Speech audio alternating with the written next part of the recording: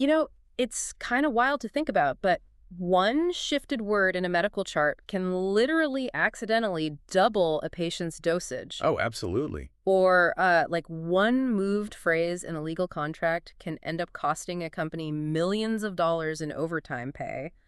And, I mean, just one carelessly thrown together sentence in an email can leave your boss wondering if you've completely lost your grip on reality. Yeah, it really is wild how fragile meaning actually is. I mean, we like to think that as long as we spell all the words right and, use the correct vocabulary, our message is bulletproof. Right, like the words themselves are enough. Exactly. But the truth is, the English language is basically standing on this knife's edge of word placement. Which brings us perfectly to the mission for today's deep dive. We're going to master the art of the modifier. Yes, a very necessary skill. Definitely. And whether you are currently pulling your hair out, prepping for the TEAS or HESI nursing entrance exams, or maybe you're trying to tighten up your professional writing, or honestly, you just want to stop sending those hilarious, ambiguous text messages to your friends, this is for you.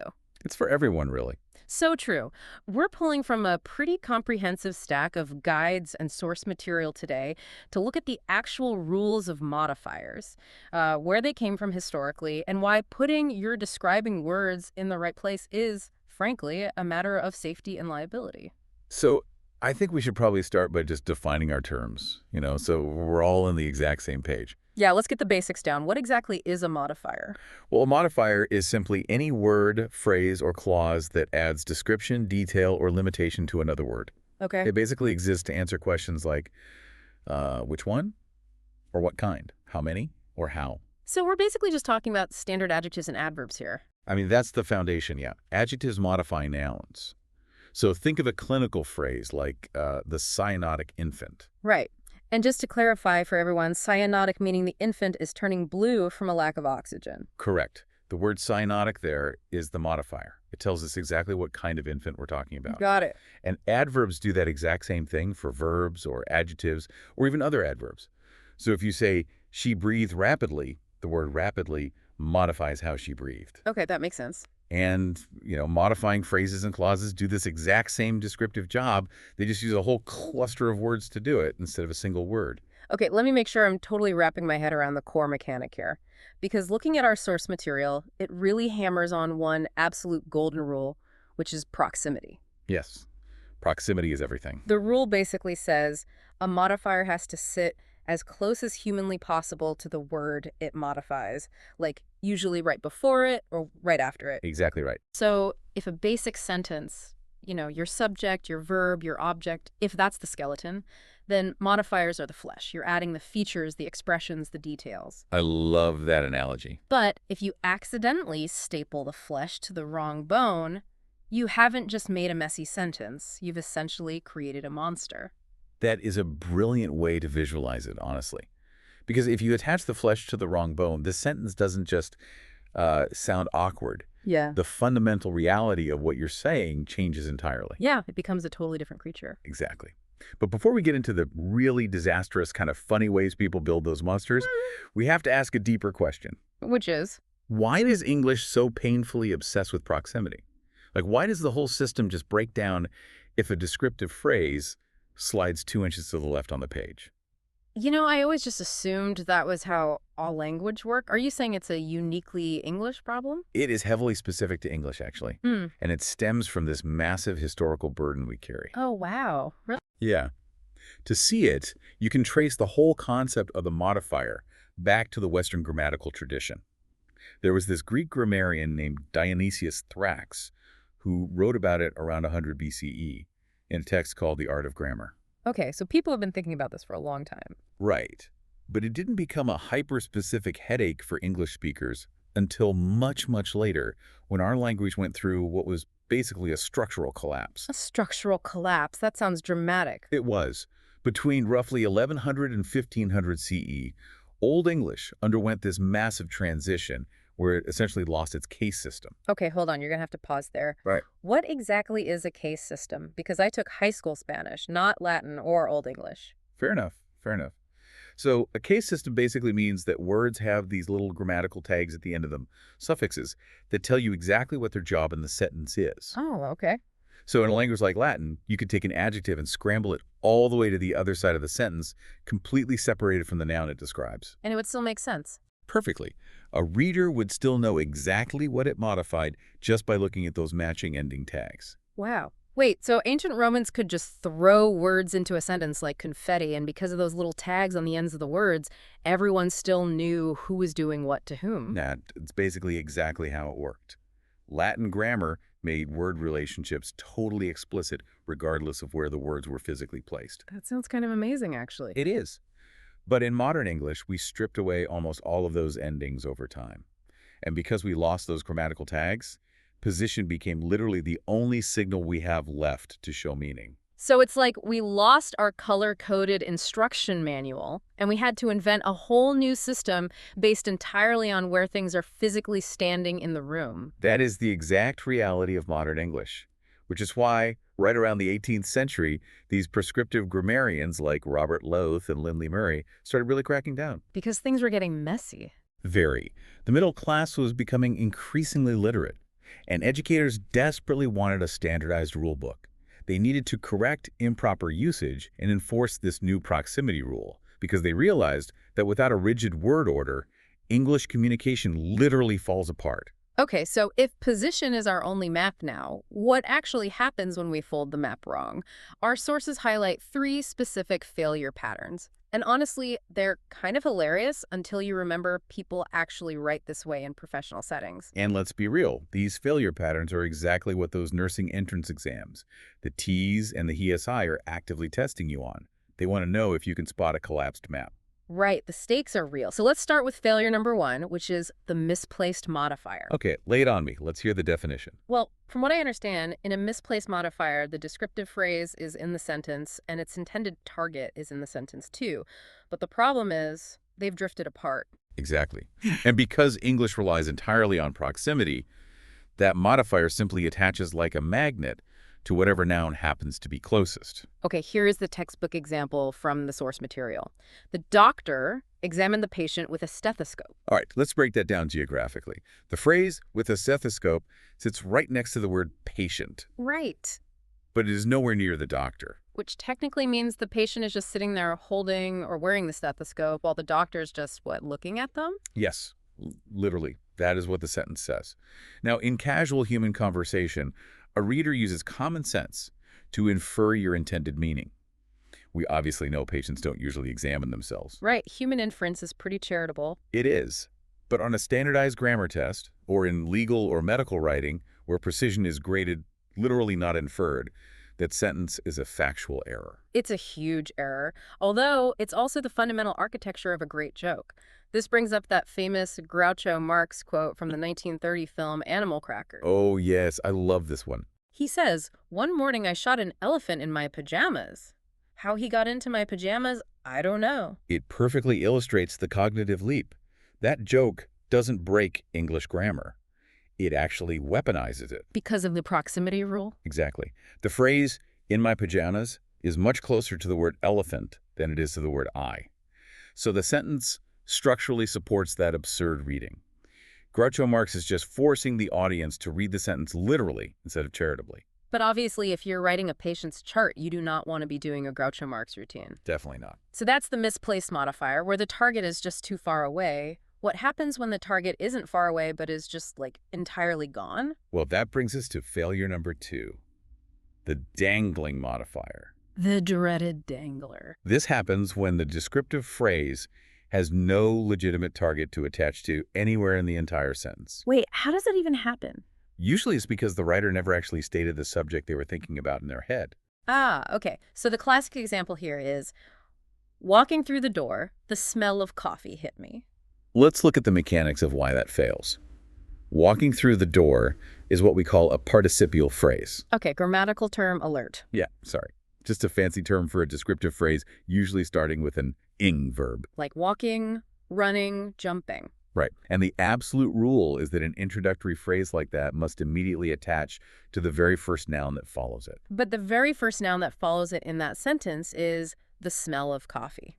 And smells do not have legs. They cannot walk through doors. I mean, maybe in an old cartoon where the pie mist turns into a hand and pulls the character by the nose, but in reality, no. Right. Cartoon physics don't apply to grammar. So how do you fix it? You just have to actually put a person in the sentence to do the walking. Like, walking through the door, I was hit by the smell of coffee. Exactly. You have to supply the missing actor.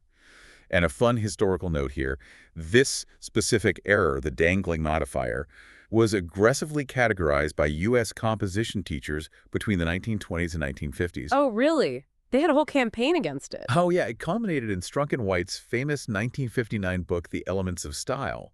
They essentially gave it a catchy name so instructors could red pen it more efficiently. That is amazing. And it happens all the time. Because a writer will draft the descriptive part first, like to pass the exam, and then they just default to whatever noun pops into their head next, completely forgetting to check if that noun can logically perform the action of passing an exam. That makes total sense. We think faster than we write. So we've seen modifiers drift away, and we've seen them lose their targets entirely.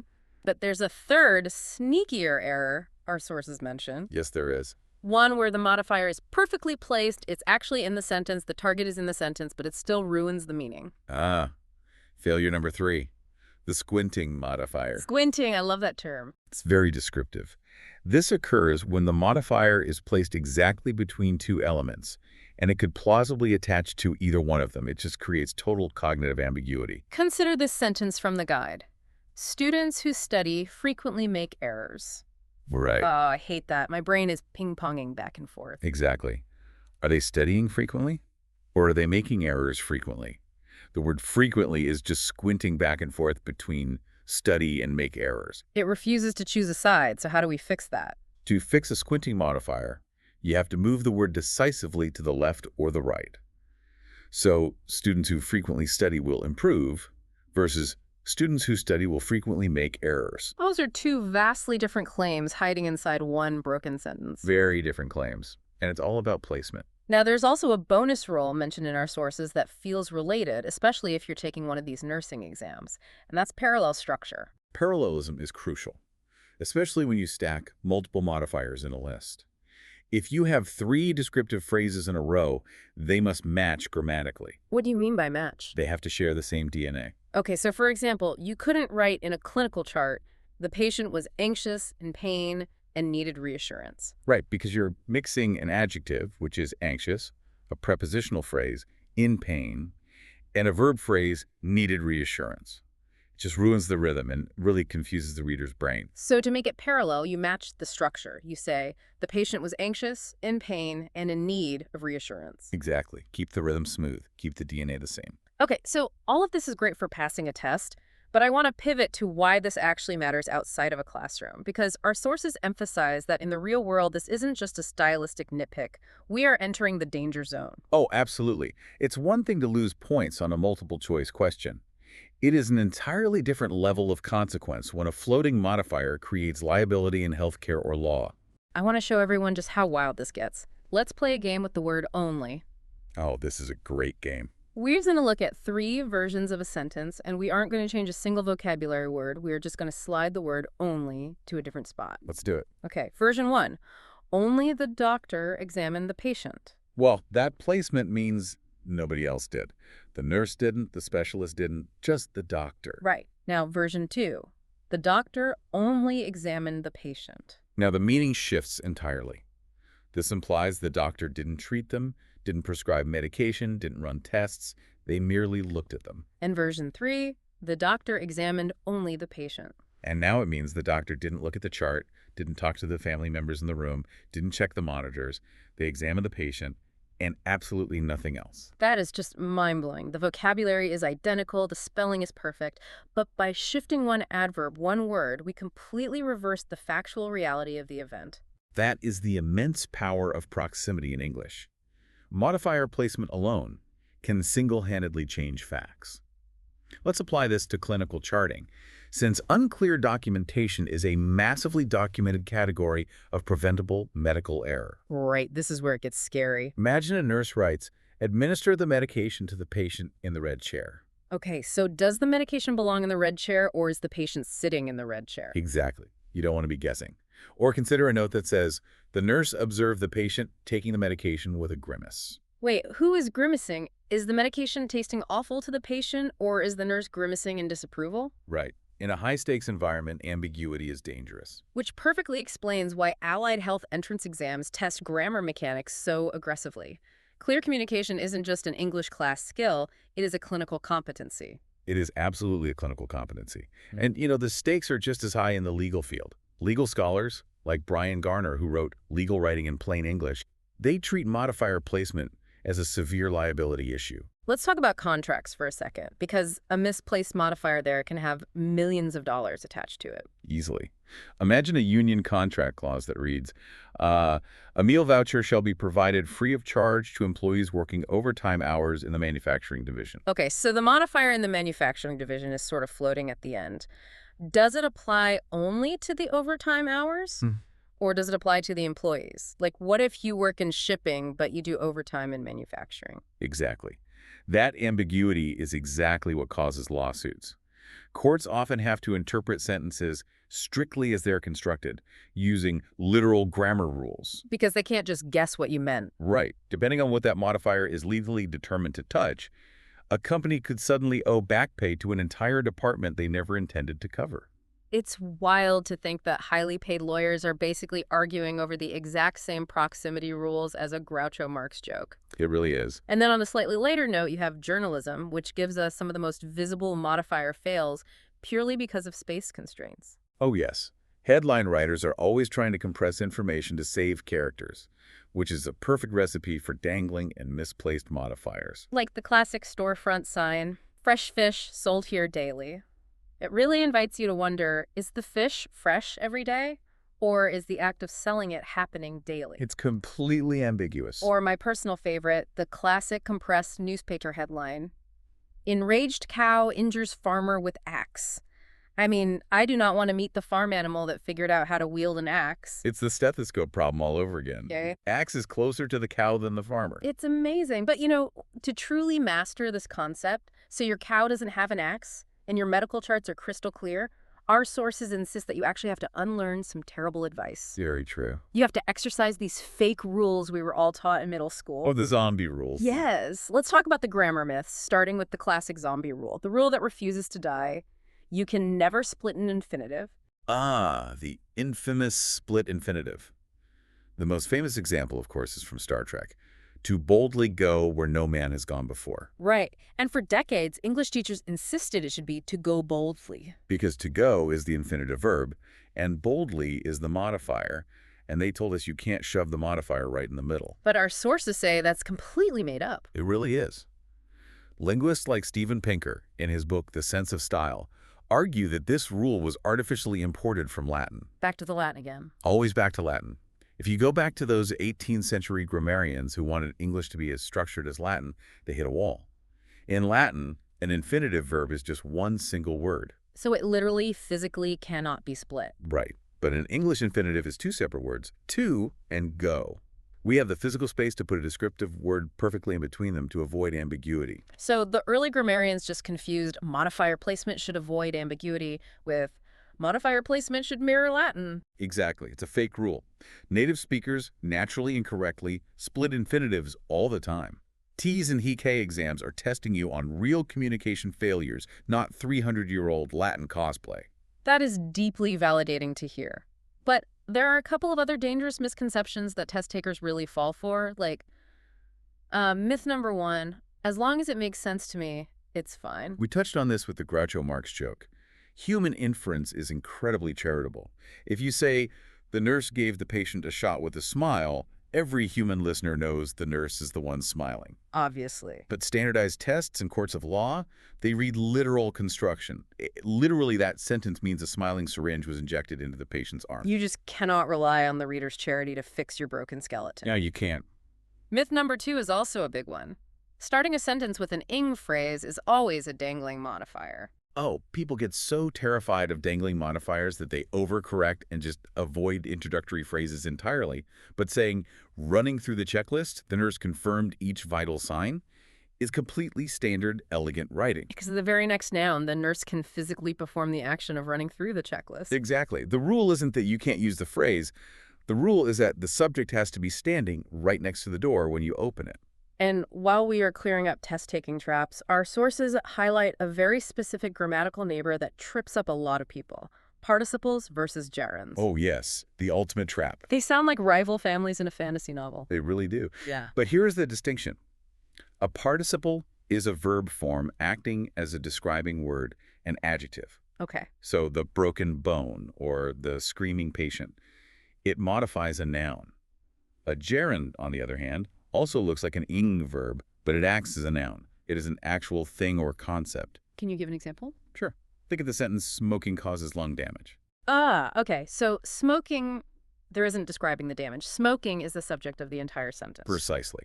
Test makers love to start a sentence with a gerund phrase to trick you into diagnosing a dangling modifier where one doesn't exist.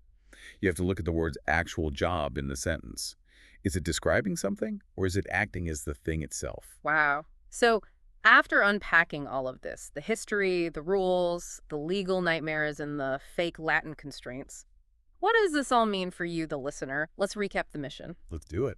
When you are writing an essay, taking a high-stakes exam, or documenting a patient's vital signs, you have to check your proximity. Know exactly what your describing words are touching, grammatical correctness, or spelling words right. Having a subject and a verb does not automatically equal clear meaning. No, it doesn't.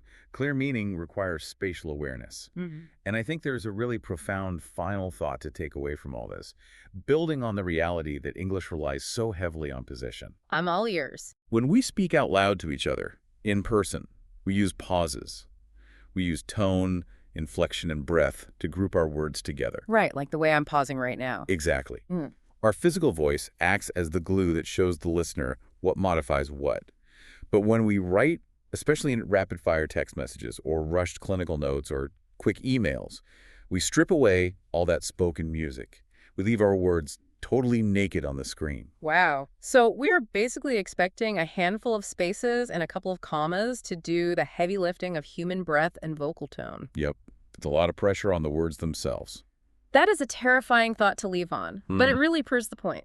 The next time you shoot off a quick text or draft a chart, ask yourself, without your voice there to guide them, is your word order actually telling the story you think it is? Or are you accidentally handing an axe to a cow? You definitely don't want to do that. Keep questioning the information around you, keep checking your proximity, and make sure you know exactly where your words are standing. We'll catch you on the next deep dive.